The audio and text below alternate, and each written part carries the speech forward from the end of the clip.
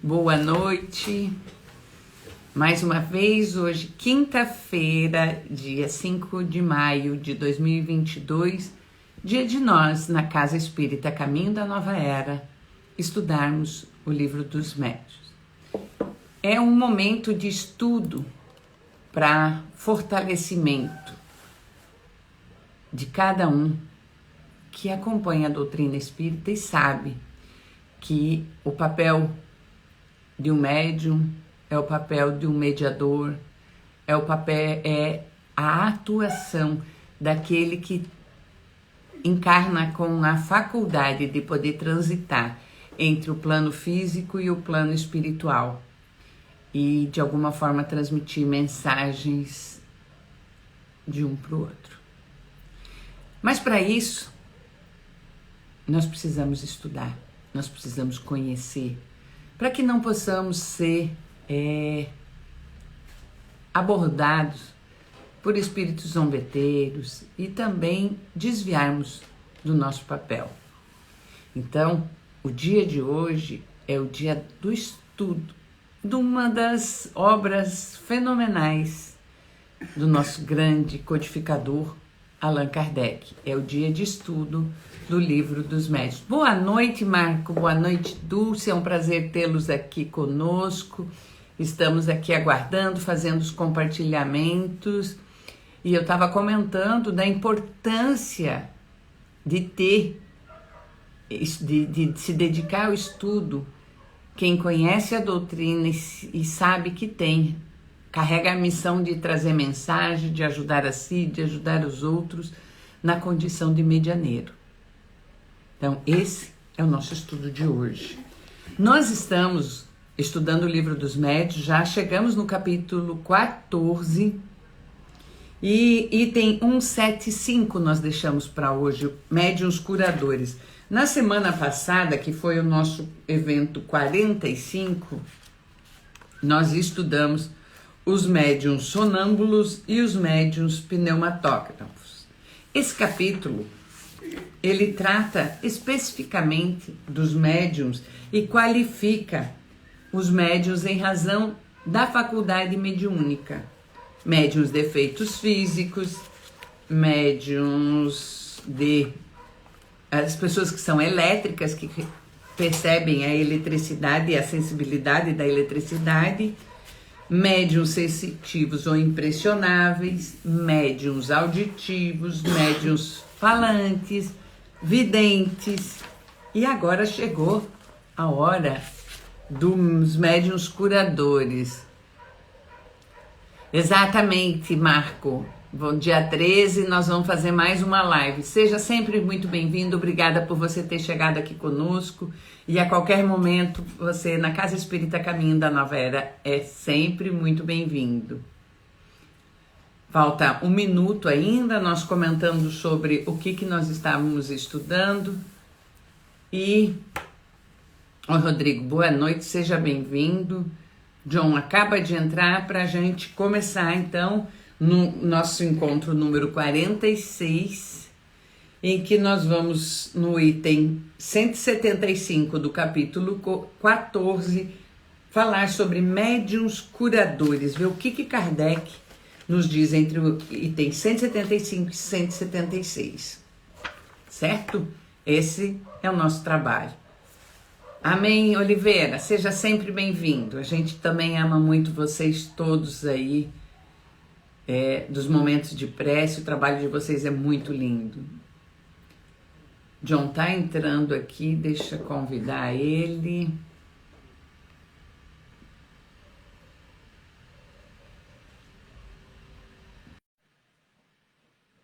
sei qual dos dois perfis que ele vai entrar, mas seja bem-vindo, John, para a gente poder seguir no estudo de hoje, certo? Estamos em Florianópolis, a Casa Espírita Caminho da Nova Era tem sua sede em Florianópolis, mas nossas ações são mistas, presenciais e virtuais.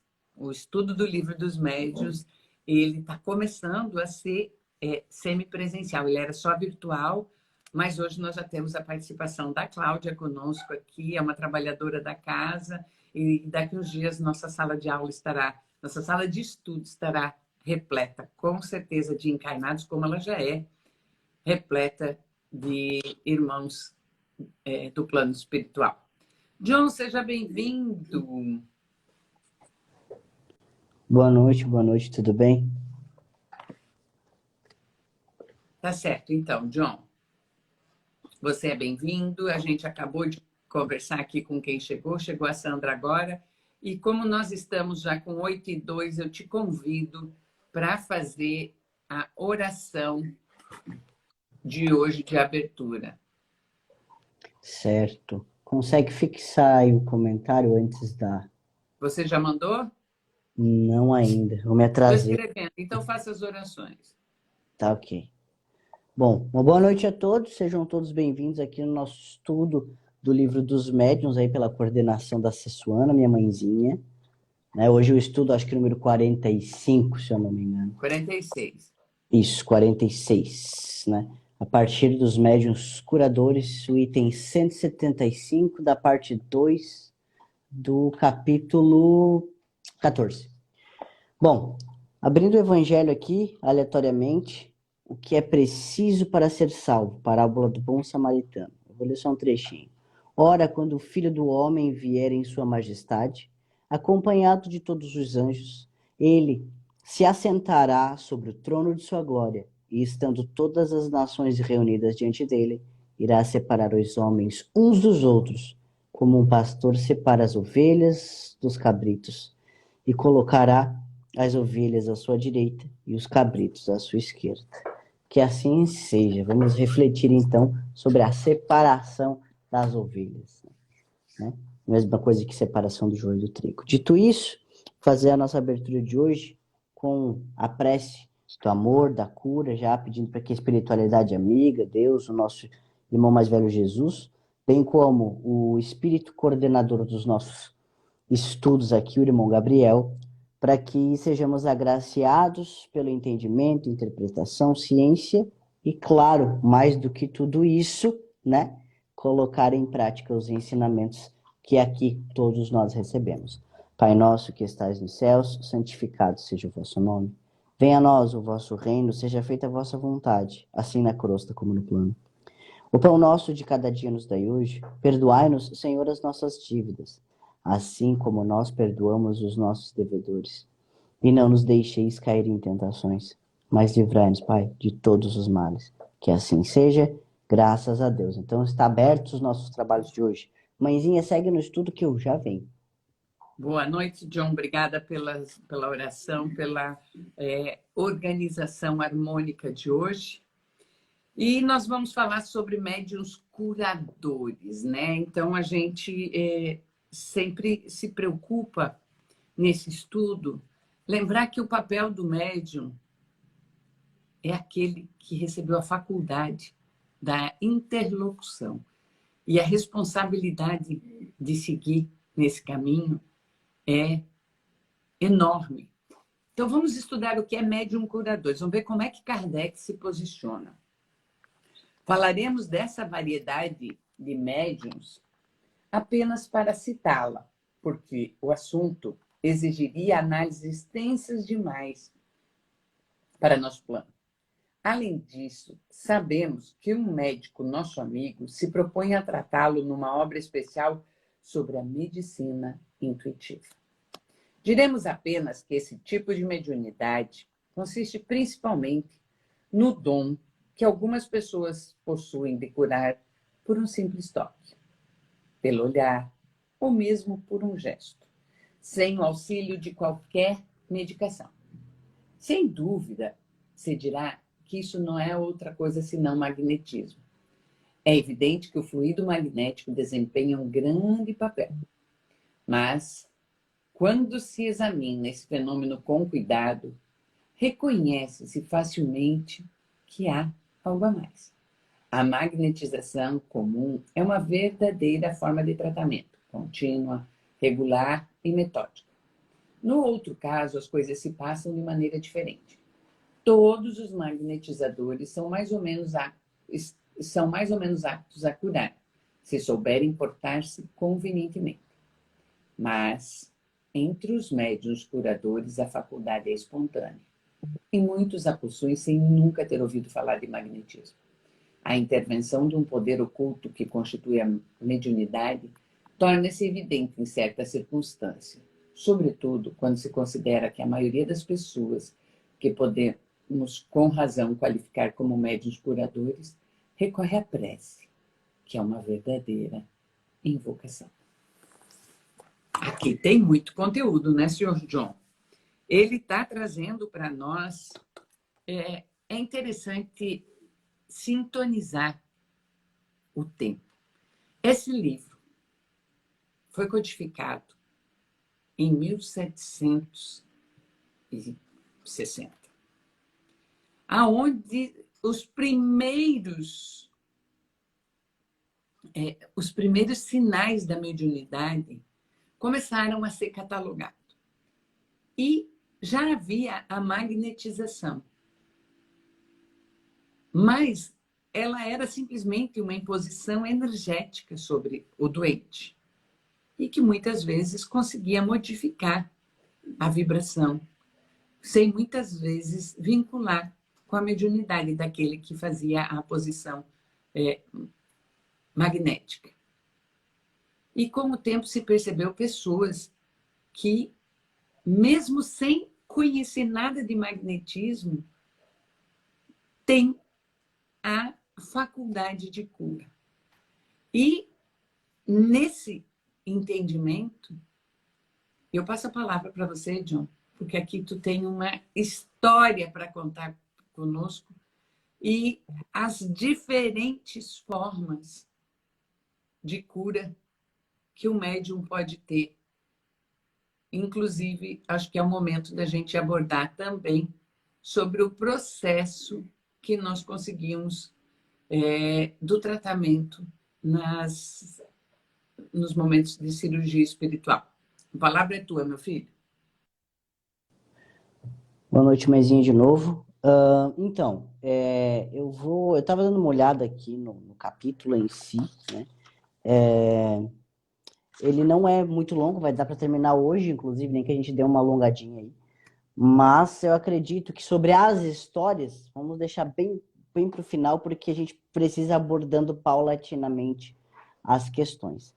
Mas, gente, a primeira palavra ali que chama atenção, quando a gente começa a ler aqui sobre os médiuns curadores, é a medicina intuitiva.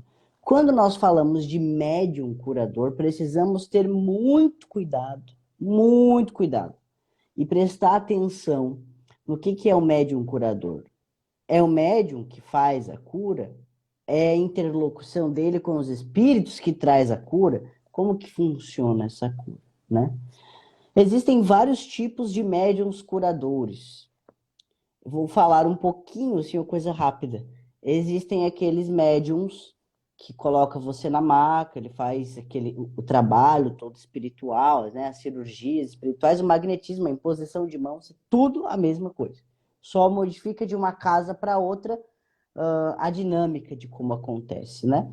E aquele médium, né, faz através da magnetização, a imposição de mãos, né, o contato do plano espiritual que passa pelo médium que leva o paciente. E aí vem a história da medicina intuitiva que nós encontramos muito dentro das cirurgias espirituais, que é o médium está ali, ele está ou não mediunizado, está ou não incorporado por um médico do astral. E aí a pessoa que está na maca vem tratar pulmão, por exemplo, e aí vem a intuição, opa, mas tem alguma coisa no coração, mas tem alguma coisa no rim, mas tem alguma coisa na bexiga. Essa é a intuição, né? Digamos assim que é uma mediunidade semi-ostensiva, que ela sabe que está recebendo uma intuição, né? Mas não ouve claramente ali o que o espírito está dizendo, mas recebe a intuição. Tem os médiuns que fazem a incorporação total, né, de um médico do astral, ou não necessariamente um médico do astral, pode ser um espírito que trabalha com cura, né? Principalmente os nossos queridos irmãos aí de linha de Umbanda que trabalham com cura, né? Os curandeiros, Nós temos várias entidades, inclusive aqui na casa tem uma médium, a Cláudia, que está assistindo conosco aqui ao vivo, que trabalha com esse tipo de incorporação muito bonita, e aí faz o trabalho com as folhas, com as plantas, trabalho de cura. No meu caso, eu trabalho com incorporação total de médicos do astral, né? A equipe de Dr. Jonas, que é aqui do Hospital de Águias, que auxilia aqui nosso trabalho. E aí, cada um tem uma forma diferente de trabalhar. Estou falando isso dentro das cirurgias espirituais. Agora, vamos fazer uma pausa das cirurgias espirituais, vamos trazer para o dia a dia agora. O médium curador. Muitos médiums têm a mediunidade de cura e não sabem. Por quê? Porque a mediunidade de cura, ela é quase sutil para a maioria dos médiums. Sabe? Quando a pessoa tem a sensibilidade da mediunidade, e aí, de repente, ela está trabalhando e começa a sentir um cansaço muito grande, começa a ficar, às vezes, mal-humorada, e a pessoa que estava próxima dela fica super bem, né? Acaba a dor de cabeça, enquanto o médium ali tá cansado, tá com dor de cabeça, tá cabisbaixo.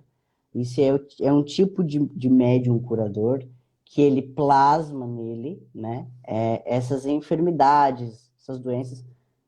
Tem médiums que têm o plasma totalmente materializado, que é o médium que passa pela pessoa consciente ou inconscientemente, né? E consegue plasmar em si a doença da pessoa. Pode ser uma doença de pequeno, uma doença de pequena, né? Que dor de cabeça, uma coisa mais menos séria, digamos assim, né? E tem super sérios, como um câncer, alguma coisa. Por falar em médium intuitivo de cura, nós temos, acabou de entrar conosco a Ingrid. A Ingrid, ela é uma médium intuitiva de cura, né? Ela só não aceita isso na vida dela, mas ela a gente sabe que é. Todo mundo, quando chega perto da Ingrid, quando a gente está com uma energia, às vezes, negativa, ela é uma pessoa super up, super alto astral. Onde a Ingrid está, não tem ninguém triste. E aí, de repente, ela abraça as pessoas, ela ama todo mundo, aí cheguei em casa, ela cansa, fica cansada, entra numa baixa energia, até revigorar essas energias demora um pouquinho, né?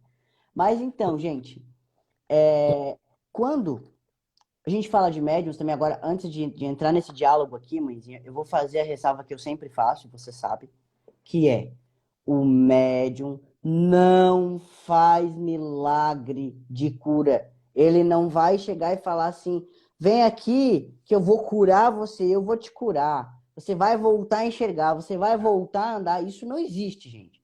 Isso é show de mágica, ilusionismo total. Isso não existe, certo? Quem faz a cura, então, gente? Quem faz a cura são os próprios espíritos que trabalham o perispírito, e aí sim traz para o corpo físico a cura. Já tivemos casos de cura aqui? Já tivemos casos de cura. Aqui na casa espírita, né? Tem uma pessoa que fez um transplante de córneas. Inclusive, eles não vieram até nós fomos até eles, né? Em cirurgias espirituais.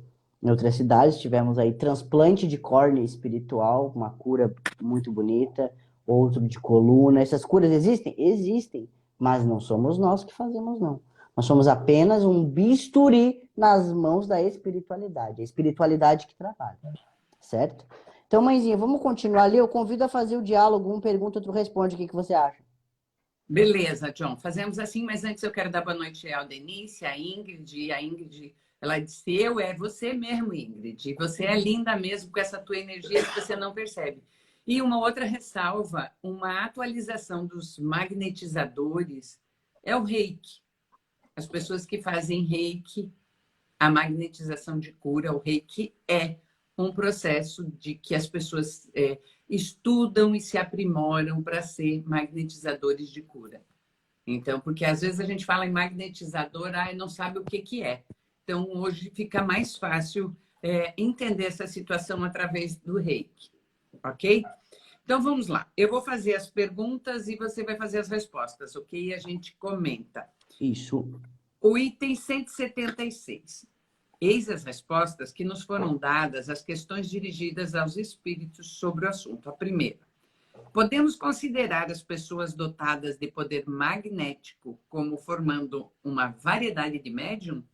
Não tenham dúvida alguma disso. É o que eu falei exatamente do reiki, né? Tá aí. Entretanto, o médium é um intermediário entre os espíritos e os homens. Ora, o magnetizador, tirando sua força de si mesmo, não parece ser o intermediário de um poder alheio a ele.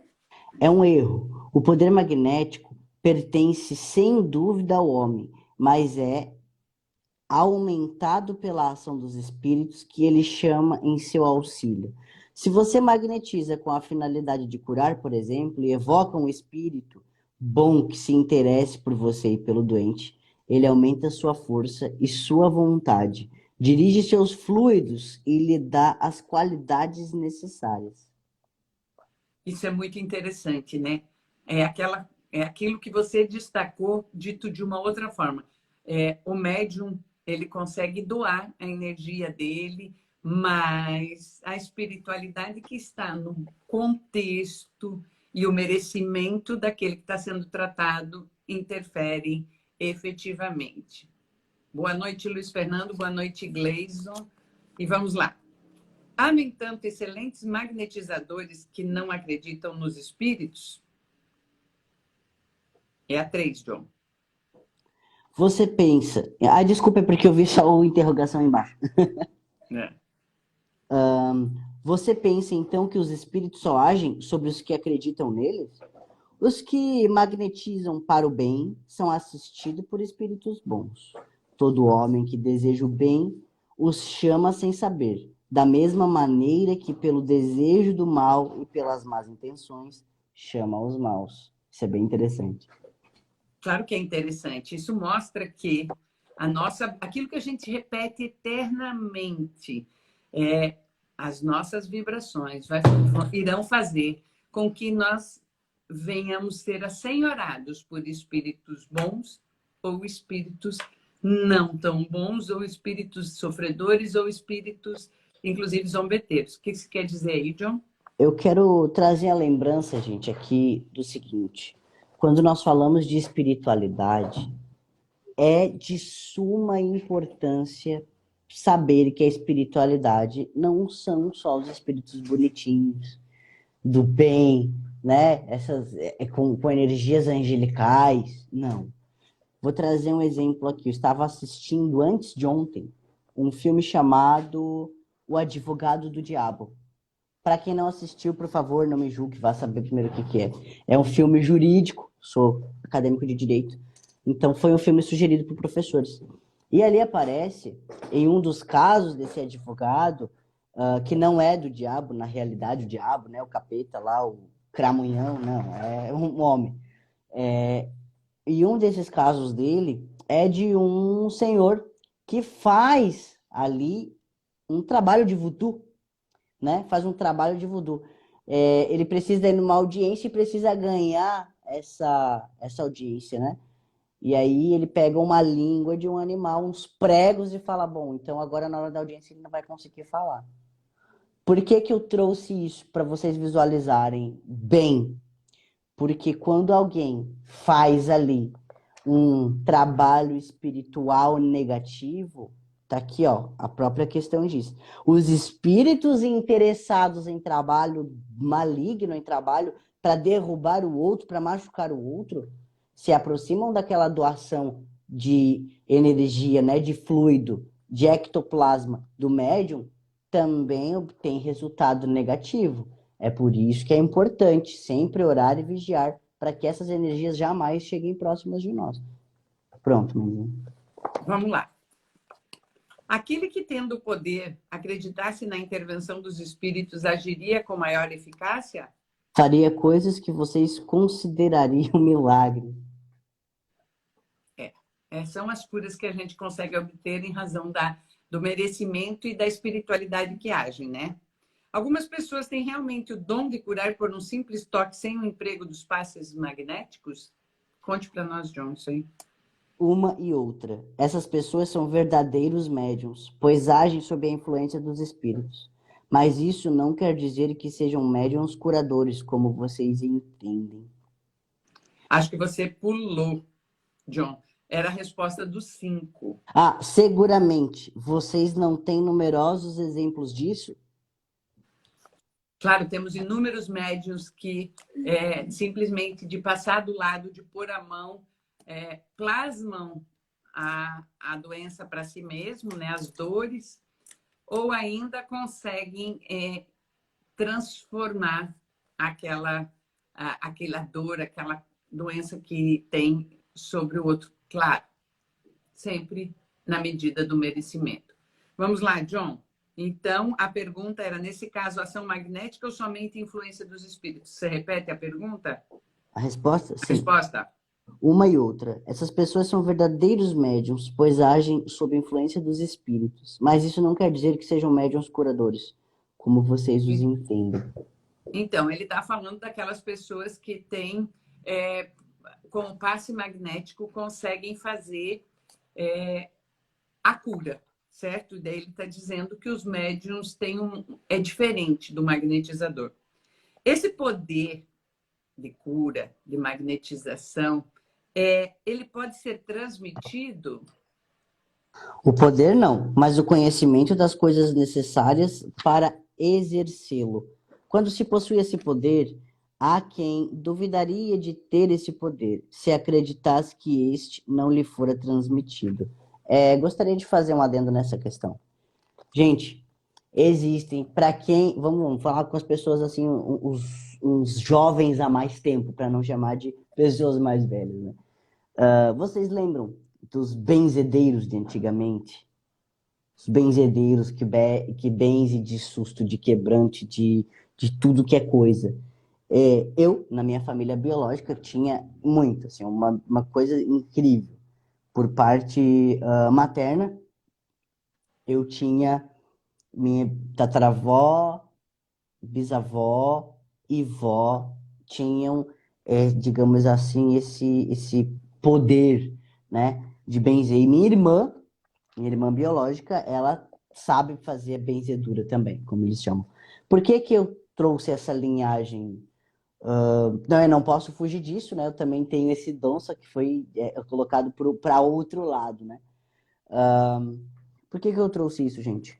Normalmente, uma família ou pessoas que benzem, aquelas pessoas que vão atrás de receber, vamos lá na benzedeira, né? Vamos lá. Ela passa este conhecimento para outra pessoa. Principalmente as pessoas que trabalham com benzedura e com ervas, ela passa para outras pessoas esse conhecimento. Por quê? A doação fluídica é de cada um. Pode ser que o fluido de uma pessoa seja super forte, consiga ter resultados maravilhosos. Passa o conhecimento para outra pessoa. Esses fluidos já não conseguem ser transmitidos de uma forma tão forte a ponto de trazer a cura e tudo mais. Mas isso é o que, gente? É falta de conexão espiritual. Não é que a pessoa não pode. Porque nós, em pensamento, podemos emanar fluidos de cura. Mas nós precisamos de outros fatores que nos ajudem nisso, certo? John, aqui falando das benzedeiras, uma coisa assim, mesmo sendo dos antigos, né? Fazendo parte do grupo dos antigos, era uma coisa muito comum. Até hoje ainda existe, mais no interior, nas cidades grandes perderam isso, de você ter, você ter aquele hábito de ir lá, inclusive, rendidura, né? Costurar, onde a pessoa se machucava, no que hoje dizem que é uma distensão, e isso era transmitido os ensinamentos, e ainda alguns lugares fazem no interior essa transmissão, e quase sempre pulando uma geração, né? É do vô para o neto, é do tio para um sobrinho. É bem interessante esse processo. E uma coisa, é sempre vinculado com a prece. Não é um magnetismo tipo reiki, não, que a pessoa se coloca ali, mas é vinculado e organizado pela conexão com o Altíssimo. Porque a prece, a gente sabe, a prece é a forma da interlocução nossa direto com o Pai. Bom, e podem, aí a pergunta vem, podem se obter curas apenas, então, pela prece? Sim, às vezes, se Deus o permite, mas talvez o bem para o doente seja ainda sofrer, e então vocês acreditam que sua prece não foi ouvida. Isso é forte, né? Isso é forte e, assim, uma coisa interessante que eu quero relatar aqui. Nós vivemos, na minha família, fatos bem interessantes no último ano. Do Covid para cá, nós tivemos um momento em que é uma família grande, um dos tios entrou foi entubado em razão do Covid. E o grupo formou um time de oração e criou.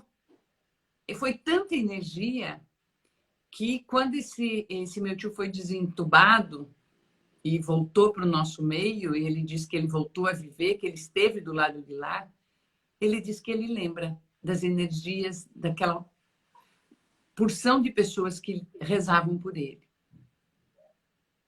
E aí, isso nos fortalece em oração. Mas, ao mesmo tempo, esse grupo se reuniu de novo, agora no mês depois do carnaval, em razão da doença que acometeu meu pai. Eu tenho certeza que isso ajudou no desenlace dele. Que quando ele desencarnou, certamente ele desencarnou bem mais amparado.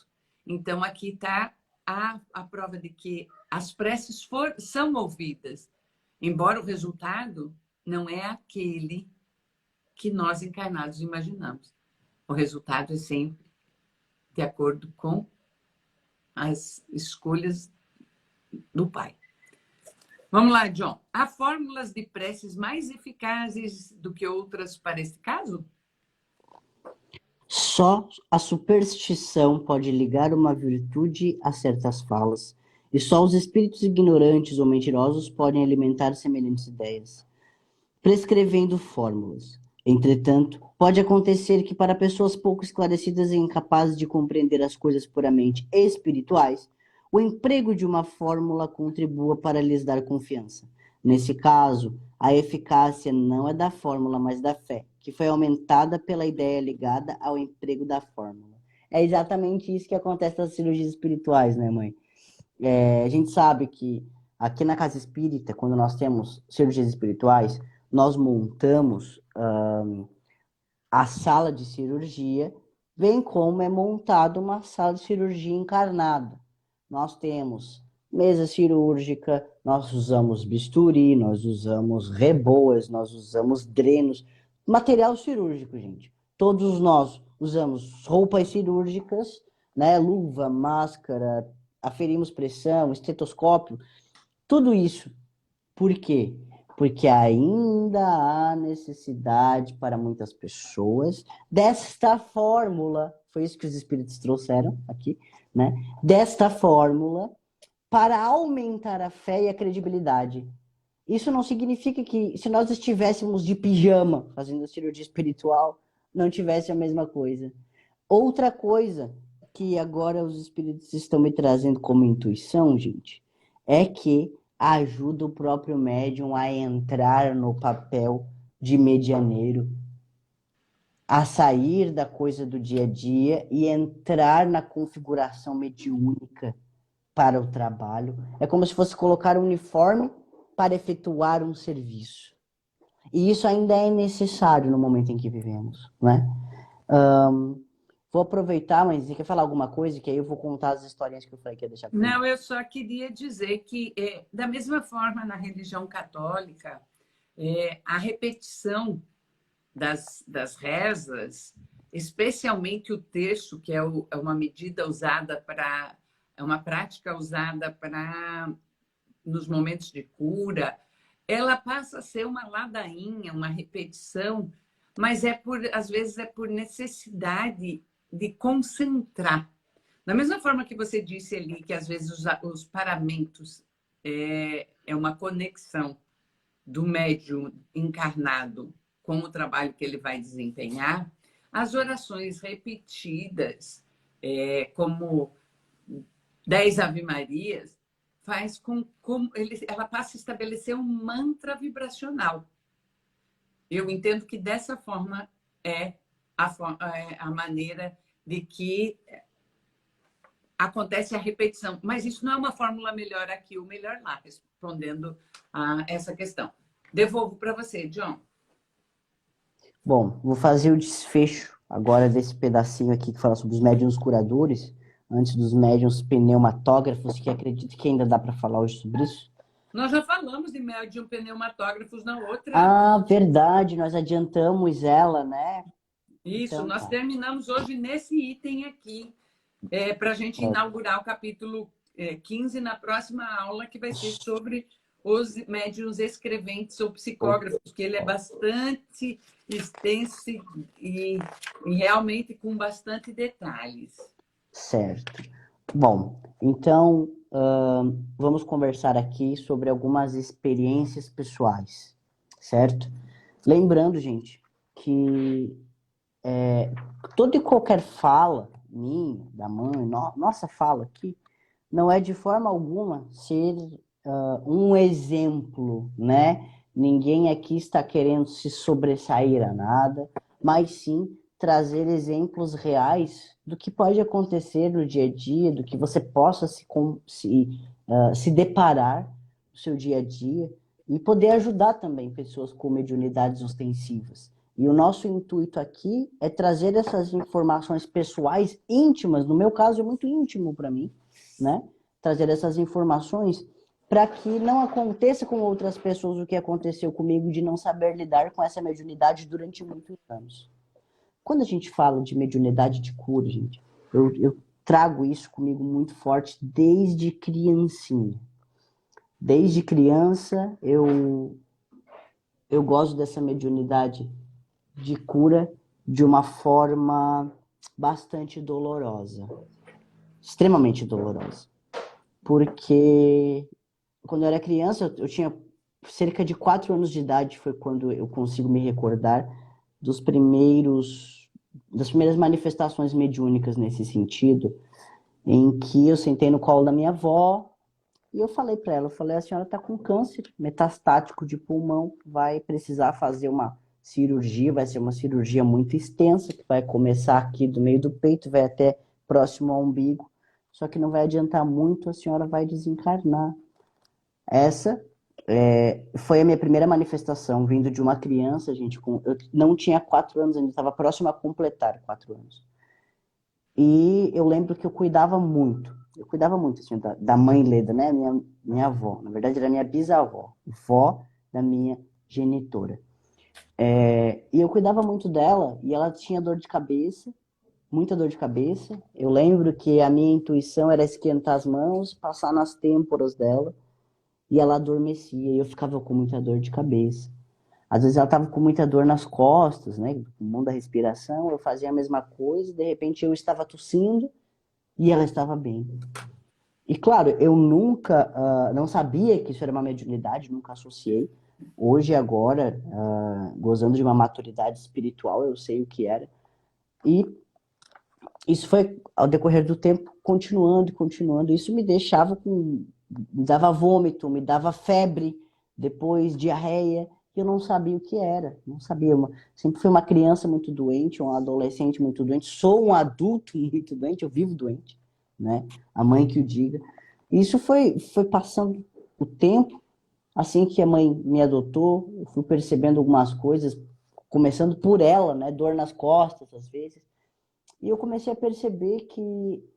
Comecei a trazer a consciência desse estilo de cura. Eu falava, peraí, eu vou te sugar. Eu usava essa palavra. Vou sugar, como se eu sugasse. E eu fazia uma sucção com os lábios, assim. E era como se eu plasmasse a dor da pessoa pro meu corpo. Aí já era consciente, eu já sabia o que que era, né? Já sabia que era essa mediunidade.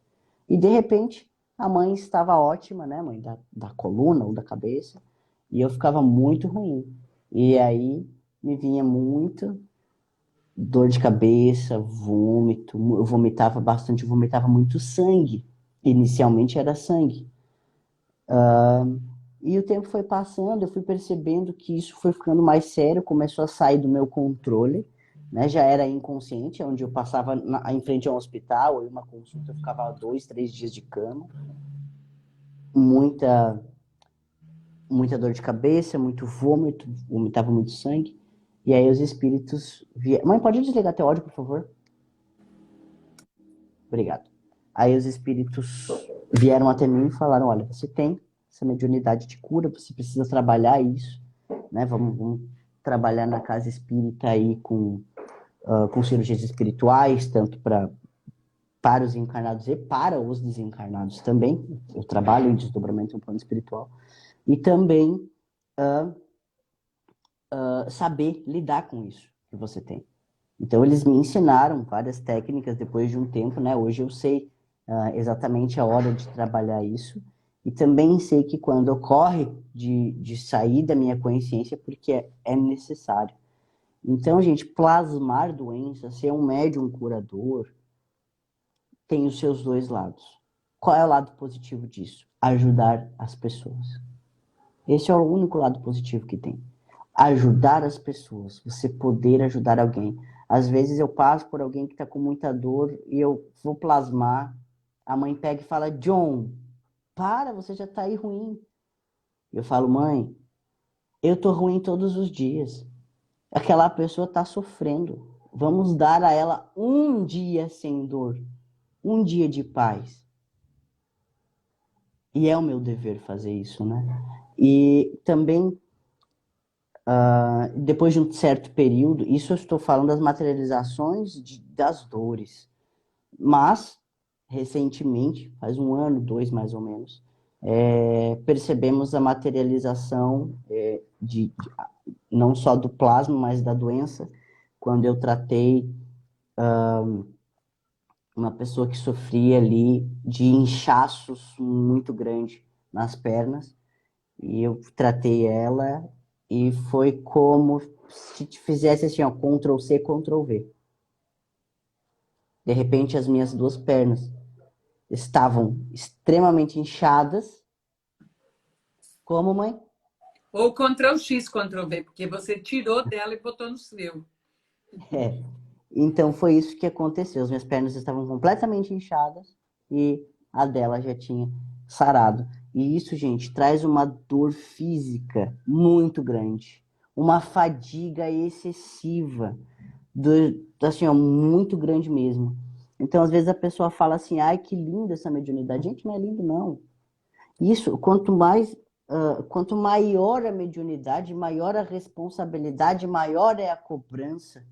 Eu falo, eu tenho 29 anos. Quem me conhece sabe que às vezes parece que eu tenho 5, quando eu estou em crise, principalmente em crise do autismo. E às vezes parece que eu tenho 90, quando eu estou tendo um diálogo mais sério e tudo mais. Só que, para mim, o meu ser, o meu corpo físico hoje, ele reflete de uma pessoa aí de 70, 65 por aí. Porque realmente é um acúmulo muito grande de miasmas, né? Isso vai criando miasmas no perispírito.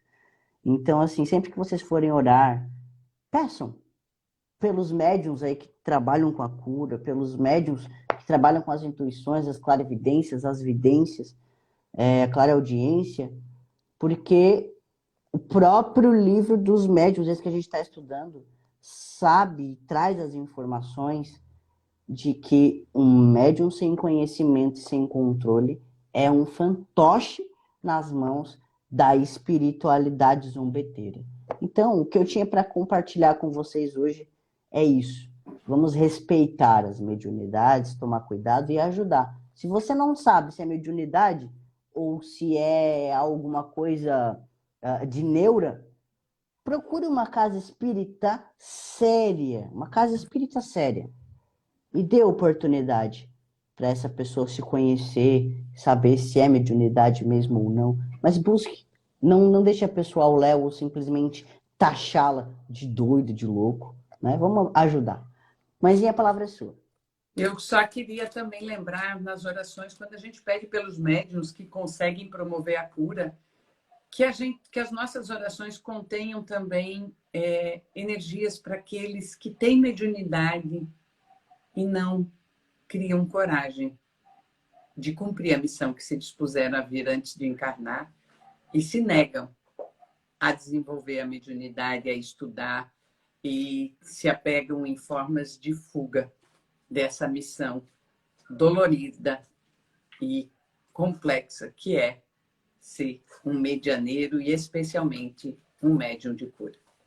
Eu acho que a gente termina aqui agradecendo a todos que entraram na noite de hoje conosco, mesmo que só um pouquinho, aqueles que nos acompanharam ao longo de toda a reflexão sobre médiuns curadores. E na próxima semana a gente retoma aqui com os médiuns escreventes. Evangelho no lar domingo, hein, gente? Evangelho no lar domingo. Evangelho no lar. A gente se encontra, com certeza. Um beijo no coração. Até a próxima. Tchau, Tchau, tchau. tchau.